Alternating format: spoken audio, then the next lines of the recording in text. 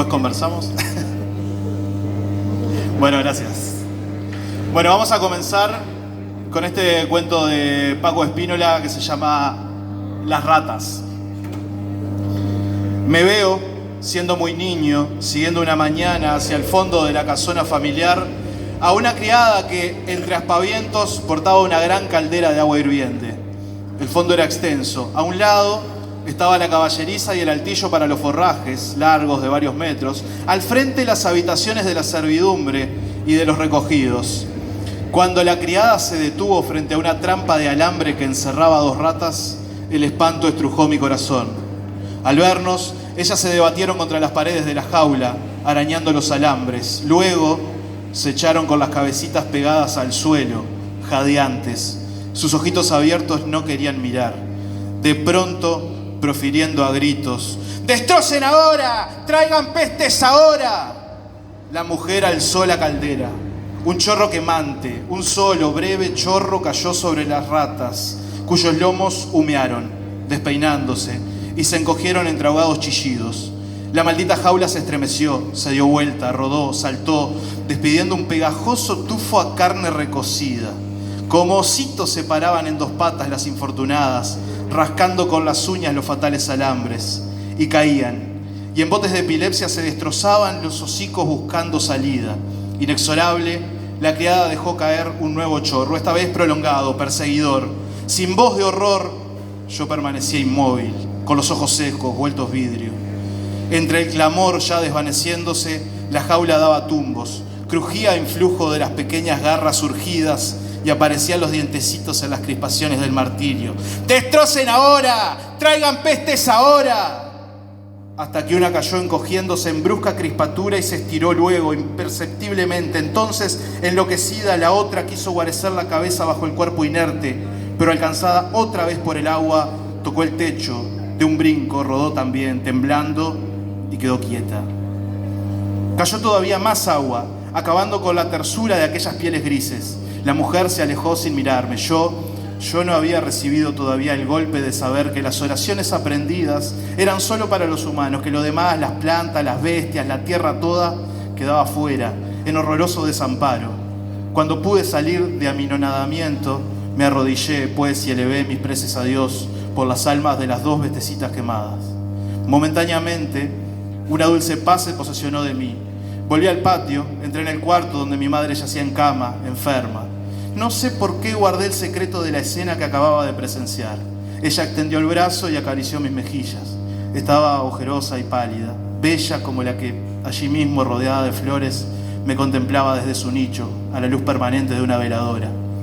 Mi madre me cantaba siempre la canción de un viejo arpista muy pobre, con varios niñitos, a quienes tenía muy poco que darles de comer. Una noche de lobos en que llegó sin nada, al oír: «Danos pan, tenemos hambre», desesperado se puso a tañer el arpa. Ellos danzaban hasta caer, dormidos a sus pies, para no abrir ya nunca más los ojos. Bajo la mano de mi madre, el reciente martirio y la idea de los roedores que todavía vivían en sus cuevas del fondo volvieron a turbar mi corazón. Asocié la canción del viejo arpista con sus niños hambrientos. «Mamá», dije trepándome a la cama, «cántame la de los niños». Ella sonrió melancólicamente, me situó de manera que yo no tocara su vientre y accedió con su cara junto a la mía. Pero su acento ahora evocaba para mí más que niños danzando hasta morir bajo los sones del arpa. Yo veía también ratas, muchas ratas, extenuándose hasta caer inanimadas. De pronto, algo cálido cayó sobre mi mejilla. Alcé la cabeza. Estaba llorando mi madre. Evocaba por su parte, sin duda, ahora lo comprendo, algo más que los hijos del arpista, y derramaba lágrimas por 2 niños, yo y el que iba a nacer, que nos hundiríamos pronto en el incierto, hosco por venir. Recién terminaba una guerra. El padre, herido, todavía no había llegado. En los fogones revolucionarios las brasas todavía ardían. Pero siguió con un acento triste, como nunca jamás había cantado, mientras mi alma se iba sintiendo presa de un oscuro y poderoso infortunio que me fue estrechando cada vez más a ella, hasta que, de pronto, lanzó un gemido mi madre, y una anciana negra, arrojando su cigarro a medio fumar, entró en el cuarto y me llevó afuera a pesar de las protestas. En el patio, junto al pasillo de la puerta de calle, sobre una pequeña mesa, había siempre una bandeja con monedas para los mendigos que acudían diariamente. Al pasar junto a ella me asaltó una súbita idea que quise rechazar lleno de susto, pero que lenta y seguramente fue ganando mi voluntad. Se disimulaba entre otras, aparecía en parte, se desnudaba y se ocultaba enseguida. Conducía mi imaginación hacia los estantes del vecino almacén y la tornaba presto, con sabrosas adquisiciones, hacia las negras cuevas de las ratas. Desde ese momento muchas veces me dirigía a la caballeriza, subía por la escalera hasta el vasto altillo, me tumbaba entre los fardos de pasto y allí acariciaba la ensoñación, conmovido. Era de noche, imaginaba yo. Era de noche en una inmensa planicie solitaria. Me veía a la luz de la luna pálida, con las manos desbordantes de exquisitas confituras, y de todos los puntos del horizonte irrumpían entonces las ratas. Silencioso, sin sorpresa, multiplicándose en las sombras, avanzaba el pardo tendal como tibia marea de lava. Mis manos se abrían inagotables, y los míseros roedores devoraban, junto con los dulces dones, mi ternura irresistible y desbordada. Lejos las trampas traidoras, las criadas cueles, los humeantes calderos, en la vasta planicie, ellas y yo, y la luna pálida. Y mi pasión, cuyo ardiente conjuro incorporaba en el vago horizonte más y más acercantes animalitos. Saltaban estos entre mis piernas, cogían en el aire los trozos de pan, de queso, de chauchas de algarrobo, y en amplios movimientos mis brazos arrojaban en derredor a los lejanos. Luego, calladamente, bajo la luna pálida, íbanse retirando hacia detrás del confín, y quedaba yo solo en la vasta planicie, solo, grave y amoroso como un dios, protegiendo el sueño de la confiada multitud maldita. Pero pronto la realidad volvía y me asaltaba la desolación. Deambulaba sin sombra por la enorme casa, yo, niño, entre las campanadas de las altas torres que me envolvían y envolvían el pueblo y seguían hacia los campos. Desfallecía de angustioso amor. Malditas las que roban, destrozan, contagian las pestes, trampas para ellas, muerte. Ay, Dios mío. Y me escurría entre las patas de los caballos y trepaba al altillo a resoñar con la planicie bajo la luna pálida. Hasta que, para mantenerse, el ensueño empezó a exigir algo, aunque fuese un poco, de verdad. Se me aparecía de nuevo, insistente, la bandeja con monedas del patio y el almacén vecino de sabrosas provisiones. Entonces me ahogaba la congoja y la sensación del mundo subterráneo y desdichado de las ratas, infundiéndome infinita piedad. No era bastante para mover mi mano. Llegaba de abajo, de la cuadra, el sordo mascar de los caballos. Este rumor oscuro, paciente, se fundía al oscuro y paciente infortunio de las cuevas. Mi alma, que después sabría de las cuevas desdichadas y oscuras y pacientes de los hombres, se agitaba en un desesperado delirio. El miedo a robar me rodeaba con barrotes de jaula. Hundía la cara entre el pasto seco, cuyo perfume traía también sus peculiares sensaciones de oscura resignación, de mansedumbre, y lloraba. Cierta imagen desolada aparecía fatalmente, la de un hombre de piernas atadas por debajo del vientre de su cabalgadura, de manos atadas a la espalda, llevando en posa una pareja de policías emponchados que atravesó el pueblo cierta tarde de lluvia. Tan abatida iba su cabeza que la hundía casi entre las negras barbas y me veía atado yo, tan pequeño, a un enorme caballo bajo la lluvia, yo en un peregrinaje sin descanso ni retorno, atadas las manos, atadas las piernas por debajo del vientre del caballo, seguido de patibularios emponchados, cada vez más lejos de mi madre. Pero triunfó mi piedad, y atravesé el patio, y robé, y compré, y repartí entre mis invisibles amigos, echándoles dentro de las cuevas el botín de mis robos. Pasaron los años, dejé el pueblo por Montevideo, pero me ahogaba. Regresé, y mi corazón me fue arrastrando hacia las míseras cuevas de quienes suelen destrozar, llevar las pestes. Ahora, estos eran hombres. Ay, Dios mío. Sombra sobre la tierra, una revisión. Y como llegó cerca, viendo la ciudad, lloró sobre ella. San Lucas 19:41. Podría parecer una obviedad comenzar con las ratas para referirme a Sombra sobre la tierra, y lo es. Pero las obviedades a veces resultan ilustrativas, o por lo menos subrayan la significación y el sentido que tiene una exposición. Y me gusta pensar que la conexión entre ambos textos no es casual, y yo sé que no es casual. El propio Spínola lo ha manifestado, y está el hermoso y breve libro de Daniel Hill, que se llama Las ratas, un recuerdo de infancia, para constatarlo. Yo leí ese libro hace mucho, y ya que su interés es el psicoanálisis, y al no volver a revisarlo para escribir estas páginas, diré que algo en mí quedó latente. Pero no quiero hablar de psicoanálisis ahora y de sus intrincadas relaciones con el motor creador. Si aceptamos el carácter autobiográfico de la novela que nos compete, quiero hablar más bien de lo conflictuado que andaba Spínola por aquellos años, la década del 20, principios de la década del 30.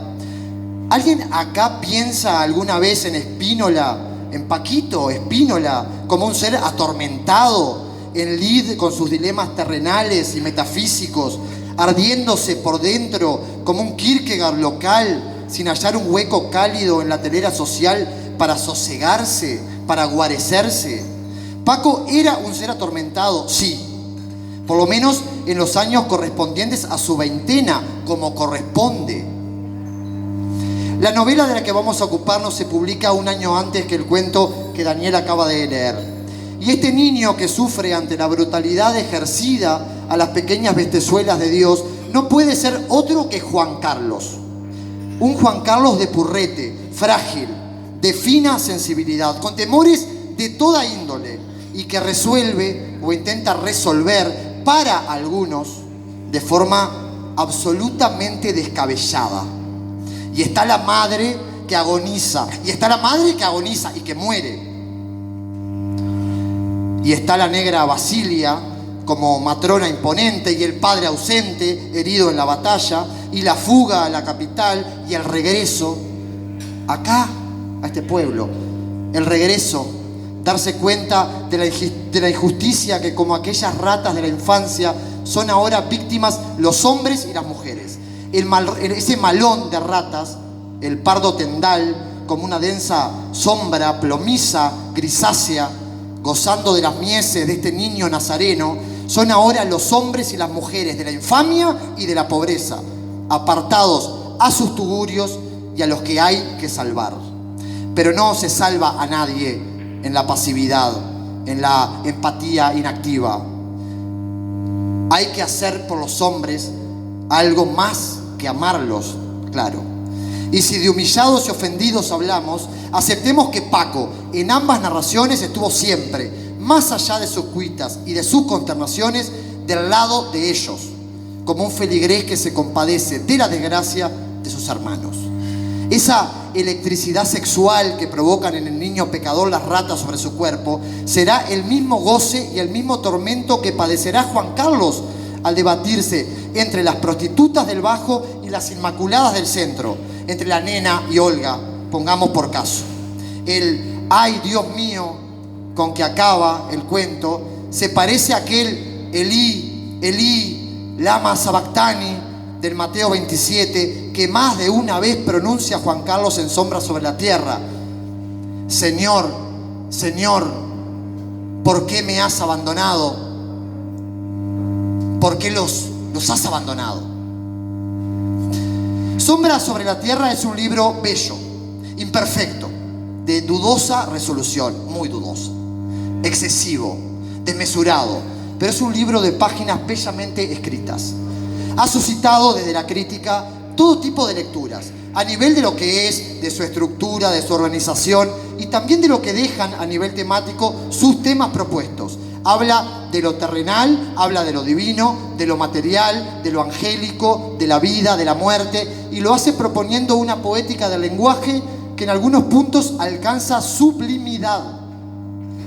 Yo no voy a analizar de forma tradicional la novela de Spínola, ya lo han hecho otros. No hablaré de su escritor, cuyos pormenores vitales supongo son por todos conocidos. Decir que nació aquí en San José, que su padre esto, que su madre aquello, que cayó preso en Paso de Morlán, que se fue a Montevideo, que dio clases, dicen, memorables, que tuvo el don de la oralidad, que escribió algunos de los cuentos canónicos de la literatura uruguaya, que se hizo comunista, que se murió con sonora repercusión para lo que se avecinaba. Es insistir en lo que todos los que estamos acá sabemos. Tampoco aventuraré su posicionamiento en las letras nacionales, pero allí están sus libros y es aconsejable leerlos. Y está Sombra sobre la Tierra, que han leído muy pocos, como a Proust, como a Musil, como a Joyce, como a Saer, pero que se señala y cita hasta el hartazgo. Yo he preguntado en las últimas semanas a mis amigos, a mis allegados, a mis conocidos, y la respuesta siempre fue negativa. Nadie leyó Sombra sobre la Tierra. Ojalá sirva esta instancia para acercarse a esta tan particular obra que aún en su complejidad, en su machaque de tema y variaciones, en su exceso casi de todo, se disfruta y se goza de principio a fin. Y en el principio su título. ¿Qué son las sombras? ¿Qué es la tierra? La sombra es la opacidad, es el reflejo de lo corpóreo, de lo muscular. La sombra es el reflejo de lo que nos sostiene. La sombra es lo que niega todo esto porque no le corresponde, porque es lo que se desprende del cuerpo. Y el cuerpo es la única unidad que vale, la única unidad que vende, que cotiza. La sombra es la resaca del cuerpo, es la poética oscura y gris deforme del cuerpo. El cuerpo es prosa, es estructura, firme solidez. La sombra es poesía, una carga de tropo, más tropo, más tropo, es metáfora más metáfora. El cuerpo, aunque enfermo o desvalido, piensen en gente que tiene el cuerpo enfermo y desvalido ahora.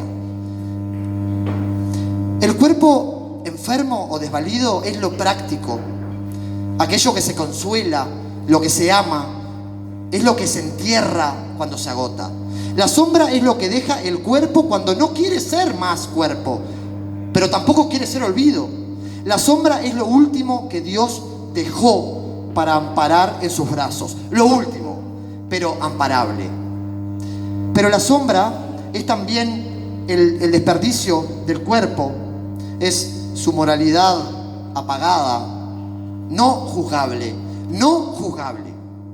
Es su no musculatura, su desgarro sin apoyo, su vergüenza. En pos de su redención, de su inercia o de su aniquilamiento, andan estas sombras espinolianas sobre la tierra. La tierra aquí es una división de resultado maniqueo. Está el bajo y está el centro. Son eso, lo bueno y lo malo, lo sórdido y lo decoroso. Pero hay que escapar de las luces del centro, de la vida pública, e internarse en las penumbras del bajo para acceder a la privacidad deseada, a la manifestación deseada de los instintos. En el centro, acá donde estamos nosotros. Ahora no se puede. No se puede por las habladurías y no se puede por las categorizaciones. No se puede en el club, no se puede en la plaza, ante el imponente campanario. Es la vida burguesa que le llaman. Toda una miríada de seres marginales pueblan el bajo. Madamas, giras, ebrios, fascinerosos, perros que deambulan, ociosos crónicos, pecadores, hombres, mujeres y niños víctimas de tantas cosas. ¿Y qué hay en el bajo? ¿Qué cosa es el bajo? Sombra sobre la Tierra presenta un argumento difuso, múltiple, bifurcado. Spínola no escatima en escenas menores, casi viñetas, pero que con la maestría del cuentista él resuelve de una forma admirable y que funcionan, algunas como un lenitivo ante la sofocante atmósfera reinante. Son respiros humorísticos en medio de la tragedia.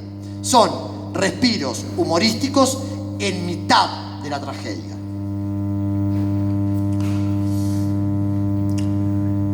Hay un argumento complicado aquí. Si tomamos como definición de argumento la sucesión de hechos o anécdotas que marcan un relato, la cosa en este caso se complejiza a niveles a los que no queremos llegar. Sombra sobre la tierra presenta como argumento la degradación, paso a paso, de lo que pudimos creer inmaculado. Hay un bajo, hay un centro, hay un bajo habitado por seres que son de allí, que lo representan, hay un centro con lo mismo, y hay un tipo, un tal Juan Carlos, que los atraviesa a ambos, con cierta inclinación a uno, y en eso se retuerce, se debate, va, viene, ronda, se carcome, sufre, considera. A todos quiere redimir y vaga de aquí para allá con una cruz más grande que la que el propio Juan Carlos puede soportar. Y el argumento se ensancha. Hay, además de Juan Carlos, otros puntos vitales rotundos a considerar. Pero todos dependen de él, y para trazar aquí un argumento, otra vez la cosa se complica.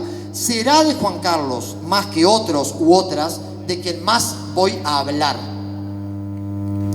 Lo autobiográfico en esta novela es un tema que hoy trasciende esta instancia, está claro. Pero hacerse el sota y no aceptar que Juan Carlos funciona como una suerte de alter ego del propio Spínola tampoco tiene mucho sentido, máxime tomando en cuenta que Sombra sobre la tierra es un texto de juventud que podríamos tranquilamente situar, con salvedades, en esa categoría narrativa que los alemanes llaman Bildungsroman y que traducimos como novela de iniciación o aprendizaje. Pero, ¿de qué habla exactamente este libro? Yo voy a decir una cosa. Habla de la duda existencial y de su solución encontrada, de lo que hace que ese personaje sea el centro de toda atención, de que no haya nada que no lo toque a él. Es decir, el argumento es el propio Juan Carlos, la definición de todo un libro tan hermosamente particular. En el medio, otras historias. Pero, ¿hablamos del argumento o hablamos del tema? Juan Carlos es ambos, es argumento y es tema. Lo que se narra y lo que quiere que poseamos de esa narración. Todo está lleno de sordidez, de jaques a la moral, de vendimias de la ira, de vendimias al fracaso. Lo lineal en él siempre es roto por algún episodio balsámico de respiro ante la asfixia, por algún recuerdo o alguna ensoñación. Pero, ¿qué es lo que narra exactamente esta novela? Narra una dualidad. Hay un bajo y hay un centro. Hay un bajo, picada de las tunas, y hay un centro en el que estamos ahora nosotros. Hay un descendimiento, pero hay un escalar también. Hay algo arriba y hay algo abajo. Y esos dos polos los pueblan ciertos seres. Y allí que se debaten, y se debaten, y se debaten. Eso es Sombra sobre la tierra. La novela sobre dos mundos a escasos metros de distancia. Vayamos al bajo y a las primeras líneas de la novela. Quien nos guía es Milonguita, una perra. Ella dobla a la izquierda porque en un rancho a la media cuadra vive un perrazo malo y salidor.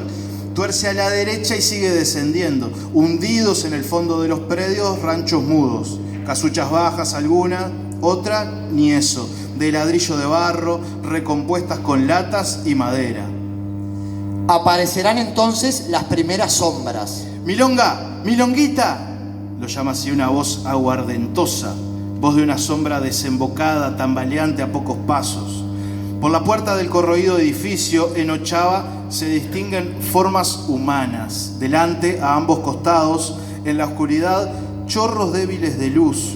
Turbando algunos de estos haces se mueven sombras densas. Y aparecerá también la primera mención a las mujeres. Surgen entre las luces de los portales, componiéndose los vestidos y el cabello. Son mujeres de moralidad dudosísima. Está claro eso. Mujeres que fuman, decían antes. Las que se ganan el pan vendiendo sus dones. Huelen a agua de colonia barata y el ruborcillo ingenuo en sus mejillas se debe al colorete punzó de sus anhelos. Milonguita ingresa a un bodegón repleto de viciosos, de disolutos, por quien el autor, por quien Paco Spínola, siempre en toda su obra, y en Sombra sobre la tierra particularmente, siente una profunda piedad, una sincera ternura. Y la atmósfera se carga del humo de los tabacos, de los efluvios penetrantes de la caña, de estrofas tangueras, siempre tan optimistas. Cuando la suerte que es grela, fallando y fallando, te largue parao. Milonguita se escapa del lugar y cruza enfrente. La mujer acurrucada ya no está. Han cerrado su puerta. Escucha, una cama empieza a crujir. Decide entonces, sabe por experiencia, que mientras cruje una cama, la puerta correspondiente no se abre aunque se la rasguñe. Con una pregunta abre Espínola la presentación del centro. ¿Cómo es que, a pesar de ser lunes y ya cerca de las 11, andan aún dos muchachas por la plaza principal del pueblo? La moralidad de estas virtuosas ya ha sido puesta en duda. En el bajo crujen las camas para que el pan llegue a la mesa. Las prostitutas, Margarita, la nena, Julia, etc., cumplen su función como todos los días, como todas las noches, por 1 peso, 5 reales o 5 pesos, según el servicio a ofrecer. Pero aquí, en el centro, se pregunta el narrador: ¿es posible que dos mujeres, ni en el menor de los casos acompañados por un hombre, paseen por la plaza los lunes cuando las 11 se acercan?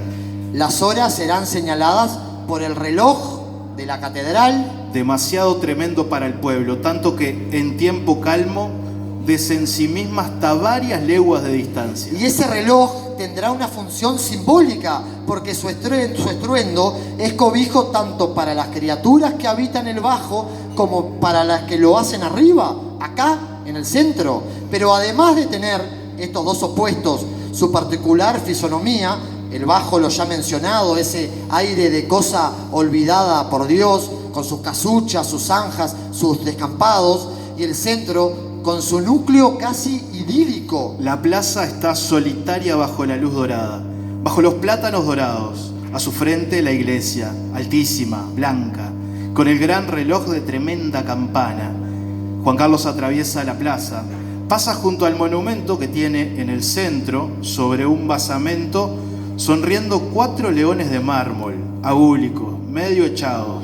De entre ellos sale una pirámide de granito rosa, y allá arriba, sentados, de piernas cruzadas, otra vez de mármol, 4 angelitos.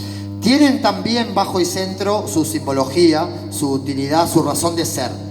Leamos y comentemos el fragmento fundamental del libro y el que nos permitirá dar un paso adelante en nuestro recorrido.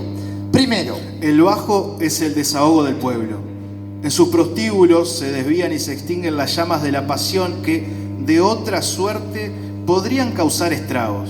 Allá, arriba en el centro, las muchachas pasan sin peligro de su honor los mejores años, los que bullen en las venas como enjambre, mirando sus días solitarios y sus faldas vacías, con la imagen del novio al que penoso ahorrar va acercando lentamente, tan lentamente, de manera tan extraña el amor, que lo transforma en vulgar cosa acostumbrada. Algunas consideraciones.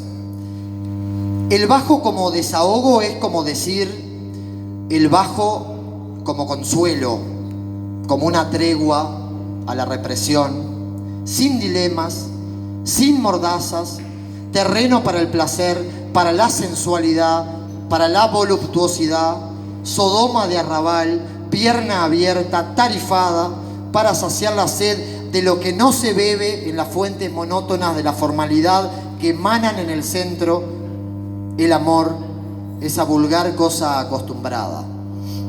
Segundo, el bajo es el vaciadero.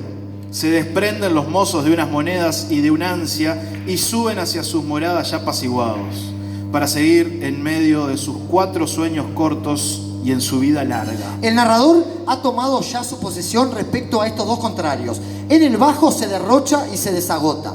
En el centro se acumula y se ahita. Funciona, este último, como la factoría de las represiones y la correcta vía. Aquel como el depositario tasado para abandonarse de estas ataduras y de estos hastíos tan elementales. Pero la cosa se pone linda ahora. Tercero, esto asquea. Este pagar e irse, este saldarlo todo con 5 reales o 1 peso. La vida de la prostituta se hace vida recién con su macho. El macho es el semejante, con quien la soledad se prolonga, que permite pensar en alta voz antes el que no se está obligado a ocultar una pena, con el que se puede ser digna, más femenina, sentirse ella misma alguna vez. No es imposible verla apartarse de él para arreglarse la liga, después de haberse desnudado 10 veces en la noche ante ojos siempre renovados, dar un rodeo para no pronunciar una palabra infame. Además, él constituye su apoyo frente a una patrona, siempre ávida de ganancias, al comisario enamoradizo, al milico extralimitado y al compadrito avieso.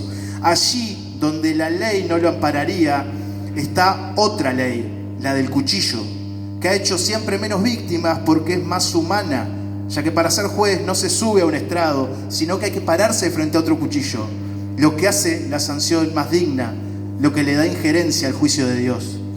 Juan Carlos es el macho de la nena, el macho de la nena. Martín, el de la coca. Juan Carlos y Martín son los amigos del centro, nenes de acá, del centro, que frecuentan el bajo y tienen allí a sus hembras marcadas. Martín es el hermano de Olga y Olga, aunque ella lo anhele, es la improbable noviecita de Juan Carlos. Como el hierro al rojo vivo sobre un animal, así se posee a la muchacha. En la relación entre Juan Carlos y la nena hay violencia. Golpes, zarandeos, reconvenciones, altas, bajas, fugas y componendas. La nena hace un movimiento y la sábana retirada permite ver los senos. Él observa una sombra violácea con los bordes ya amarillentos. Recuerda el delirio de la reconciliación días atrás.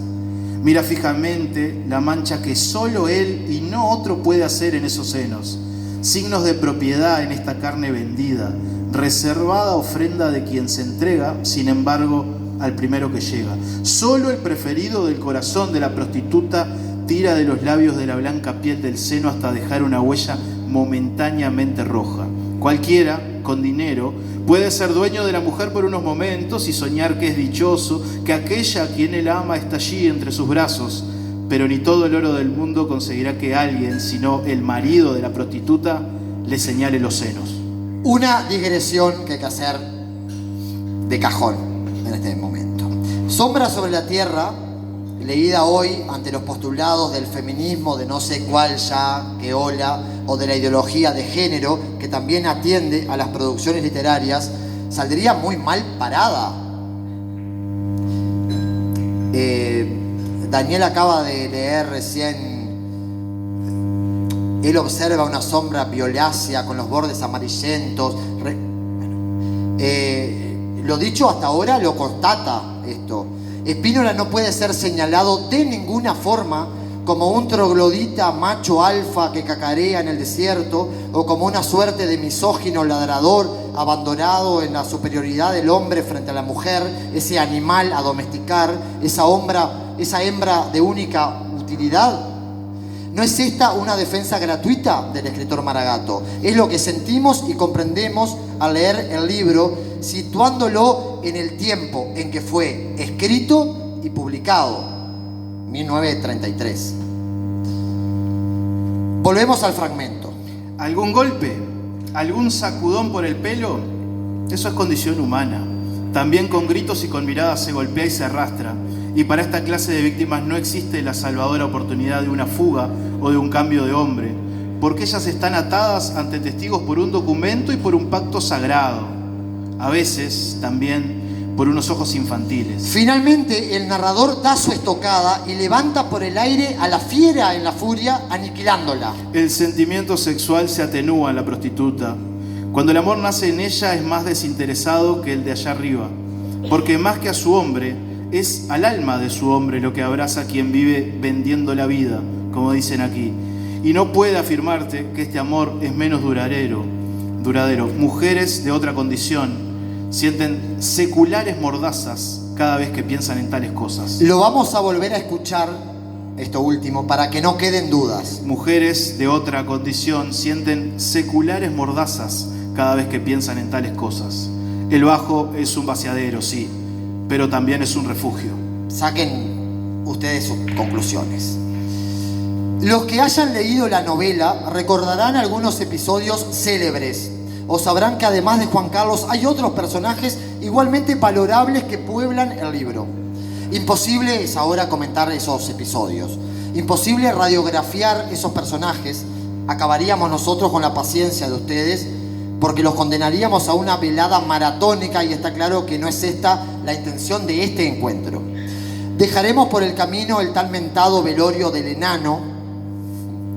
No sabremos de Mangunga y sus clamores bíblicos. Tampoco hablaremos de los suicidios de Luis María, adolescente, ni el de Isaías, también adolescente, estudiante, protagonista del episodio en el que Spínola cuestiona la educación formal y sus métodos capaces de llevar a la tumba a quien recién comenzaba a vivir.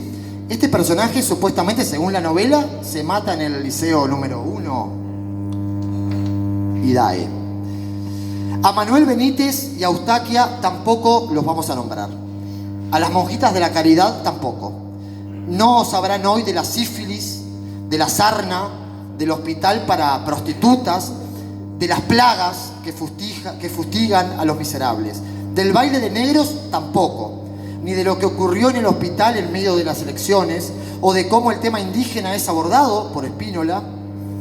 De tantas otras cosas no nos enteraremos hoy. Sin embargo, antes de seguir con el derrotero de nuestro héroe, me gustaría hablarles brevemente de 3 momentos especialísimos de Sombra sobre la Tierra. La historia de Carlín y Juan Gamarra, personajes elegidos por Spínola para cerrar la historia, el velorio de Margarita y un juego de taba antes de ir a votar. ¡Oh, Juan Gamarra! ¡Oh, ánimo flaco en los lejanos días de la sierra de Malabrigo! ¡Juan Gamarra, débil! ¡Oh, Juan Gamarra, de facón a la cintura, de brazo ejemplar para el lazo y la boleadora, cabizbajo, sin embargo, ante los improperios de su mujer! ¡Oh, Juan Gamarra bueno, que se levantó de un salto del cráneo de vaca donde se sentaba al rodar el niño por tierra cuando la astilla de leña certeramente dirigida por la irada mujer le partió el espinazo. Carlín, herido así por su madrastra, quedó inválido para siempre. A su orfandad ha de sumársele esta infausta aventura personal. Hijo legítimo de una trapecista de circo muerta en plena acrobacia, fue Juan Gamarra primero el que lo adoptó. Podemos decir también, oh Juan Gamarra delincuente, oh Juan Gamarra hacedor de abigeatos, carne para presidio. Cuando Gamarra fue apresado, unas lavanderas cuidaron al pequeño para luego terminar en casa de Juan Carlos, que también habrá de abandonarlo en su fuga. Así se nos describe al contrahecho. Tendrá 20 años, es de facciones regulares, casi bellas. Un astillazo allá en el rancho en que lo recogieron de niño al guacho, al niño guacho, la piedad de un tal don Juan Gamarra y las a medias insatisfechos instintos crueles de su mujer fue lo que lo dejó así, doblao, haciéndole borrar la nuez del pescuezo al mirarle la cara a la gente de pie. Los brazos no son largos, lo parecen. Los ojos castaños tienen una expresión dulce y afectuosa, pero si se repara en ellos a la vez que en la boca, entonces se comprende que Carlín pide a todos perdón por su presencia. Carlín vive porque han vivido otros por él, porque viven otros por él. Carlín es la sombra más oscura, más densa que puebla Sombra sobre la Tierra. Es él, junto con su tío Gamarra, quienes verán a la nena por última vez mientras ésta va siendo reconvertida en el extático, místico final. Margarita es algo así como una amiga de Juan Carlos. Pueden dormir juntos sin tocarse. Parecieran saber todo el uno de la otra. Y en cada uno de sus encuentros, que tienen en la superficie la castidad de su relación, late dentro una eléctrica carga erótica que jamás llega a detonar. Si hay algo de santas en las putas y de putas en las santas, es Margarita quien encarna este turbio oxímoron mejor que nadie. El agraciado Carlín. Frente a él ha surgido Margarita, la del bajo, con sus cabellos rubios, sus ojos verdes. Y entonces sucede el primer encuentro, el de la Madonna con el pobre chusco. Se ve Llamo Salvete con la moneda caliente de tenerla en la mano, resolviéndose a entrar. Estaban todas sentadas en el patio del prostíbulo con varios hombres aquella tarde. Al jorobadito le gustó Margarita porque era hermosa y con cara de buena, y por eso eligió a otra, a la más fea, casi vieja. Cuando ella estuvo a su lado, él, rojo, hízole seña de ir al cuarto y adivinó su risa. Se la vio venir y apenas si comprendió las chuzonerías de las otras y de los hombres. Entonces, prorrumpiendo en llanto, se curvó más para ocultar el rostro, hasta que alguien se incorporó, iracunda, y una blanca mano de seda, sacudida de sollozos, también le acarició la frente. Qué blanca mano de seda, la mano de Margarita sobre su cara fría. Qué palabras tan tiernas. Ella enjuagaba las lágrimas del jorobadito y las suyas. Se le acostó encima, él, y fue beatitud del alma entre el delirio del cuerpo, el suyo. Pero después, a la salida, al rato, pasado el deslumbramiento, recordó de cuando estaba arriba, la boca de Margarita esquiva, pegada a la almohada, y entonces comprendió todo. La amó de golpe y para siempre, y no se hizo ver por ella nunca más. La gracia es efímera, toca, desliza y se esfuma. El tacto santo y el tacto prostibulario duran lo mismo. Son caricias didácticas, son mimos con moralejas. Si se eternizan, perderían eso que son efímeros goces, deleites de instantes. Y suele suceder también que los dueños de estas gracias se desvanecen temprano, porque este no es el reino al que estaban destinados, sino otro, donde la gracia y la eternidad brillan por siempre en los eternos fulgores de la misericordia y la dicha.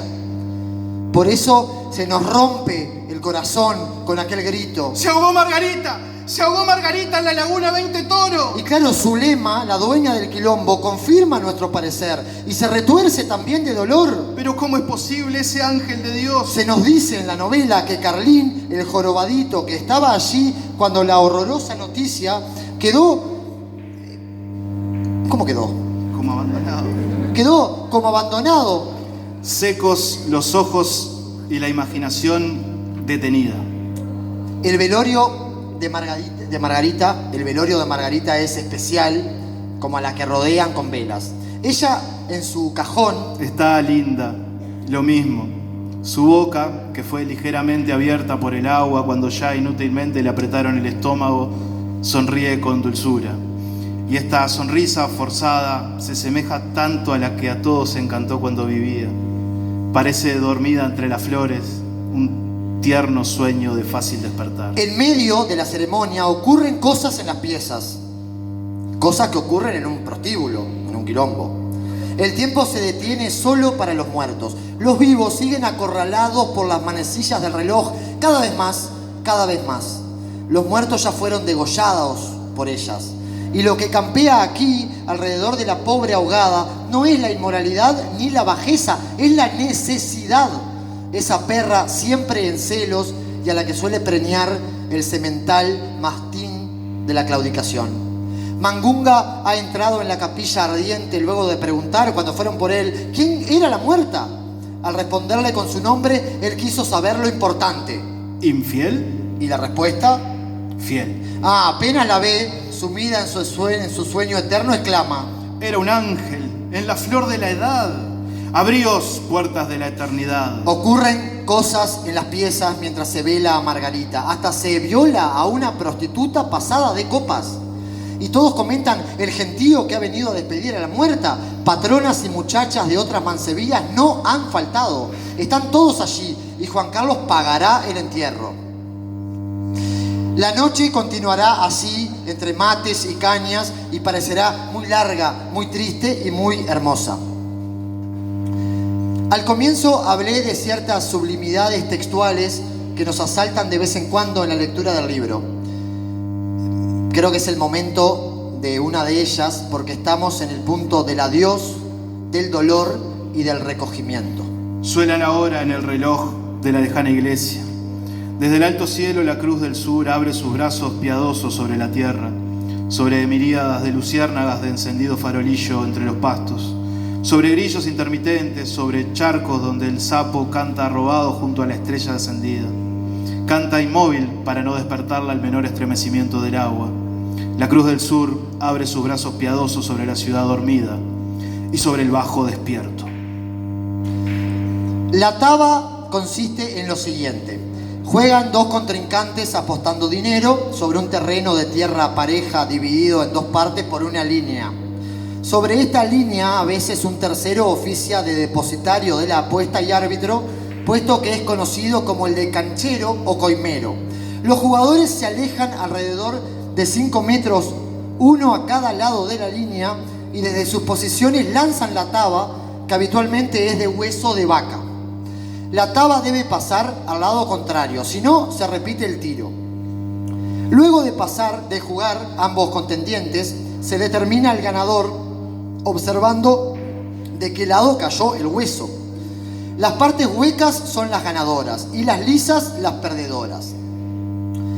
Época de elecciones. Las divisas tradicionales se disputan los cargos. Larga jornada la de este domingo. Los delegados ya están en las mesas. En el aire se siente el aroma de las carnes asadas. Mates pasan de unas manos a otras. En los ranchos, esos circuitos para el sufragio, largas tablas fundadas en caballetes muestran pilas de hojas de votación. Carlín, el jorobadito, se acerca a votar. Lo recibe Juan Carlos. A ver, la boleta, te toca votar en la iglesia, pero falta como media hora. Carlín responde: si cuadra, voy a hacer un tirito de taba, pa' la suerte las elecciones. Toquen, pa' la suerte del partido. ¡Viva la patria! ¡Viva la memoria al final, mi padre! Y comienza el juego.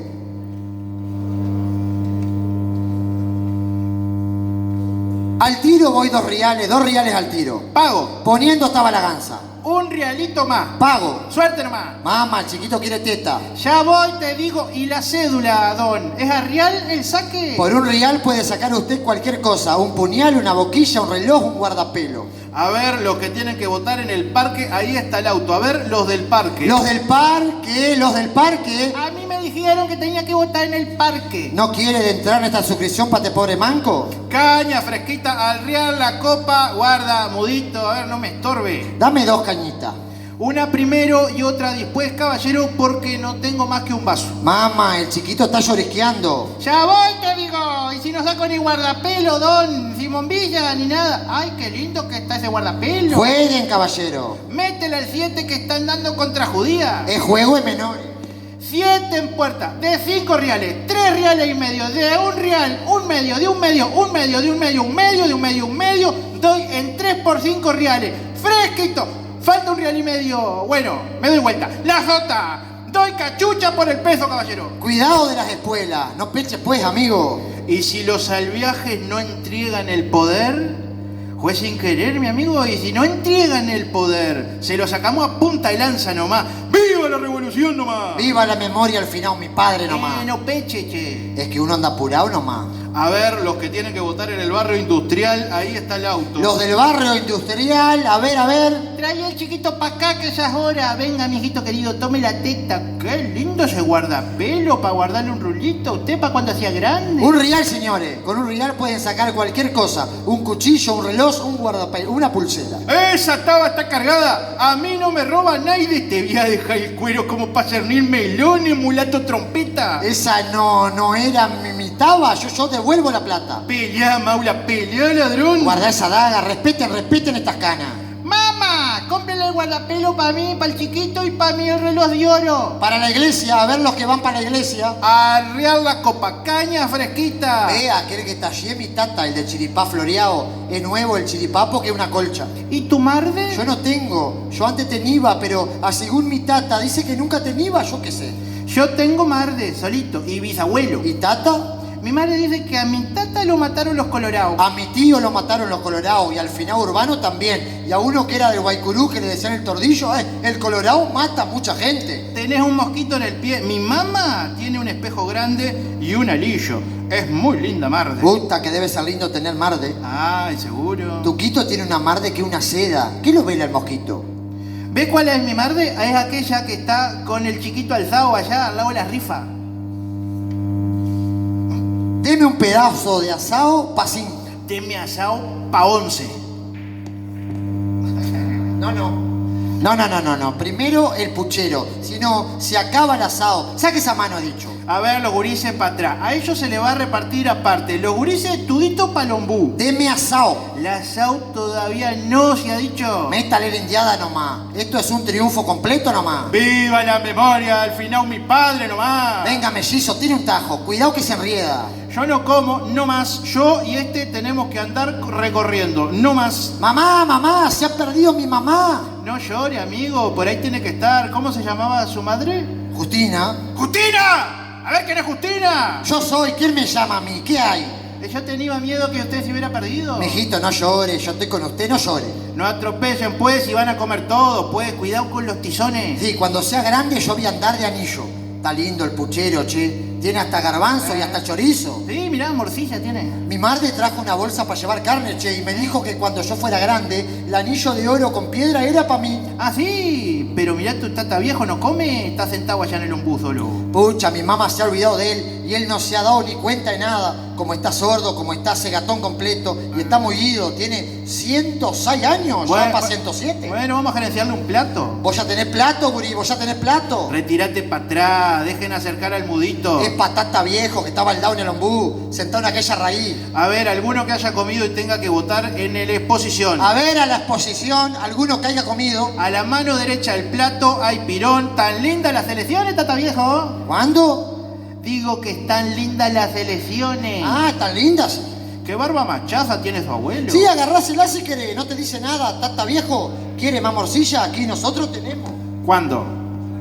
Digo que nosotros tenemos, si quiere, más morcilla. Ah, bueno, está linda. Deje el dedo quieto, tata viejo, este que está tocando la barba. En la mesa de la iglesia han peleado. La policía está haciendo pasar puro colorado. ¿Qué hay? A ver, hable. Está herido Bonifacio de machete en la cabeza, 2 de los faleros a bala y un sargento del batallón y un hijo el finado Eudocio. ¿Pero cómo? El desparramo de milico. Antes de caer, el mellizo Juan abajó a uno un mangazo. El mediodía es cálido y sereno. En el cielo ni una nube, porque aquello de allá arriba es una bandada de garzas rosadas buscando el oriente. La cosa es así. El personaje principal del libro, llamado Juan Carlos, además de la orfandad, tiene algunos problemas de índole existencial y de índole personal, privado también. Está Olga, una chica del centro, que lo dragonea. Pero está la nena, joven prostituta, que lo padece. Ya la marcó Juan Carlos a la nena. Ya quisiera Olga que la marcara a ella también. Supongamos que Margarita ya está a la diestra del Señor, ángel como era, que Bonifacio, por discusión sobre la inteligencia, se arrepiente hasta el día de hoy de haberle pegado a Juan Carlos. Supongamos que aquel señor de allí, es Manuel, dueño del perro Coco o Tupambay, depende el ánimo para nombrarlo, y que salió a pasearlo y vio luz y entró. En algún momento del relato Juan Carlos piensa en Lenin. Al final, en una delirante ensoñación, imagina una turba asesina que ascendiendo desde el bajo hasta el centro, todo lo fumiga. Las ideas, los líderes, la ternura, el amor, el deseo mesiánico, la violencia sanguinaria, otra vez el amor y más de la furia y el encono y mucho más de extrañar a su madre. Juan Carlos pasa del éxtasis a la depresión como quien se cambia de calzoncillos. Es un muchacho frágil y aunque todos crean que se come el mundo para él es intragable. O mejor, inescrutable. Romanos 11:33. Pero él, Juan Carlos, es la lumbrera entre una caterva de ignorantes y de salvajes. Esos son ellos, mirados desde el centro. Esos son ellos. Y Juan Carlos es del centro, aunque no se halle. Es otro tipo de sombra. En el bajo, para los que viven, sueñan y trabajan en el bajo, la reflexión tiene sus límites. En él, la reflexión es una carga, una cruz, una antología de miedos, de recelos, un no tener a la madre y un tener a la nena como madre y como otras cosas. Y como padre tampoco hay. Lo edípico en él salta por los aires como pirotecnia. Como buen huérfano, Juan Carlos es un carente, una pobre y desarmada isla. Ante los empujes de la ira, le sobreviene la culpa y le sobreviene el remordimiento. Es un macho a medias, porque su propia sensibilidad le cuestiona sus conductas. «Dame un hijo», exclama. «Sos una perra», profiere. Es una frágil pieza de porcelana a la que han tomado como mentor piezas mucho más frágiles que él, con la esperanza nula, ciega. No es Olga su salvación, tampoco lo es la nena. Ambas, cada una en lo que les tocó en suerte, son dos cachorras arrojadas a la maldad del mundo, a su supina hipocresía. El deber ser ante el deseo pierde categoría. El deber ser ante el deseo pierde categoría. Todo pierde categoría ante el deseo de esa fuerza en bruto que nos tumba de parados. Sombra sobre la Tierra es, entre otras cosas, una novela sexual, de libertades, libertinajes y reprensiones. Cruda, a veces. Es poco lo que Paco Espínola escatima para que comprendamos lo sórdido de ambos mundos. Y en estos dos mundos es que el sexo se regodea y presenta su cara más insolente. Y aquí se revela la moraleja de esta intrincada fábula maragata, poblada de estos seres espantados y rotos. Vivir no es fácil y morir es una gracia a medias. Espínola anula el concepto de felicidad en sus páginas. No hay nadie realmente satisfecho aquí, salvo los lunáticos, los predicadores, los borrachos perdidos. La fe parece salvar a algunos. El alcohol, ya lo sabemos, es un camelo. La duda y el malestar los corroe a todos. Al final, no hay salvación. Hay que aceptarse con lo que se tiene o rajar cuanto antes. El candor, que es una variación de la bondad del alma, se erige como el único, como el posible subterfugio. Y acá nuestro comentario se acaba. Ha quedado claro que Espínola quiso, con mayor o menor fortuna, influenciado por Freud, por Spengler, según dijo, y por otros que serán o no, escribir sobre dos realidades extendidas en una sola. Nosotros conocemos el texto, podríamos ahondar en él, pero creemos que lo fundamental ha quedado manifestado y espero que esto haya servido para moverles a ustedes las ganas de leerlo. Hace 90 años fue publicada una novela que desnudaba la realidad de una pequeña ciudad del interior del país, poniendo al descubierto sus hipocresías, sus dualidades, sus formas de ser en tanto infierno grande como reza el dicho. Hoy, en el año 2023, la división bajo-centro no solo no ha cambiado, sino que esa grieta se ha ensanchado, mostrando una realidad lisa y llanamente repugnante. El centro sigue siendo el centro y el bajo, que ahora ya no tiene esos refugios laicos para el placer, para la lujuria, esos sitios para el vaciadero, sigue igual de bajo, tan allá, tan abajo, por la cotización y los prejuicios en la bolsa actual de los valores. 90 años después, esa grieta nos asusta y nos interpela. Y si no nos asusta y no nos interpela, debería asustarnos y debería interpelarnos. La ciudad se ha extendido, el centro queda lejos, los forasteros, los que vienen del bajo, pagan por su forma de hablar y de vestir un derecho de piso inadmisible, inmoral, absurdo. El Bajo ya no es el vaciadero, el refugio del anhelante, el casino sexual de los condenados a esa ludopatía marginal. Pero la hipocresía asfalta nuestras calles, el prejuicio mina nuestra subjetividad en connivencia con los medios de comunicación y las vidrieras con neones, y ser de aquí o de allá continúa siendo el estribillo de una canción de dudosa raigambre. Un grupo de señores del centro se erige como tribunal inquisitorio acá, donde estamos ahora, en el club. Yo me los imagino con sus trajes muy finos, sus sombreros, sus cigarrillos. Llenan el saloncito de sesiones, esperan a alguien. Son los inquisidores locales y van por el hereje. La pobre víctima, se imaginarán, se llama Juan Carlos, un hereje de novela. Era preferible que te mandaran a las llamas de una a lo que hacen con esta pobre alma torturada. Son las 6:15 ya. Un pequeño retraso en un joven no tiene importancia. Ya sé, yo no hacía ninguna inculpación. Qué simpáticos parecen estos señores. Qué comprensivos. Son unos cuantos. Está el jefe de policía, por supuesto. Está don Luciano, uno de los hombres más respetados del pueblo, es médico. Y por lo que sabemos, Juan Carlos también lo quiere y lo respeta. Se suman dos gordos vestidos de negro. Uno de ellos dice: nosotros nos decíamos que íbamos a llegar al final. Sí, hablarles lo mejor. La ciudad está escandalizada, revolucionada. Los herejes son así. Meten a todos en su propia bolsa.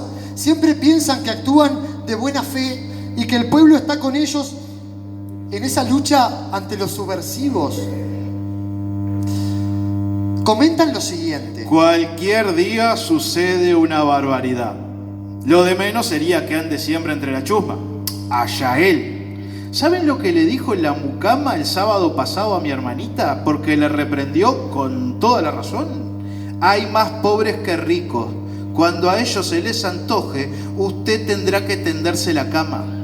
Ella no pudo sacar eso de su cabeza, lo tuvo que oír de alguien. Y ese alguien tiene que ser de las juntas de él. Y él, cobrando todos los años su renta, que para nada le sirven porque las tira, y él con un amante a quien va a ver en pleno día, a la pobre Olguita la tiene de pantalla.